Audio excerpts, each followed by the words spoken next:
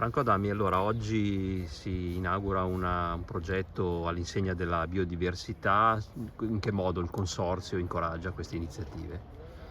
Il Consorzio di tutela è sempre e molto interessato a qualsiasi attività che ci possa permettere di comprendere quanto la nostra viticoltura impatta sul territorio. Il Consorzio di tutela è formato dai viticoltori, in questo caso i più coinvolti. Noi abbiamo l'obbligo, il dovere di mantenere inalterata la biodiversità e la naturalità delle nostre colline. Oggi si presenta una ipotetica casa per gli insetti, cioè Insect Hotel, dipende da quante stelle gli vorremmo mettere.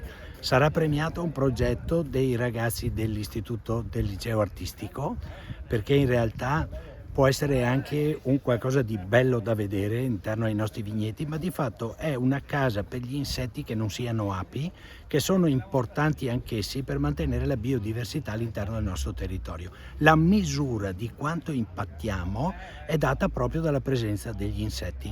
Impariamo a conoscerli, cerchiamo di trovare la sede dove questi possano svernare, riprodursi, vivere. Con i ragazzi del liceo artistico possiamo anche trovare un qualcosa che sia gradevole da vedere.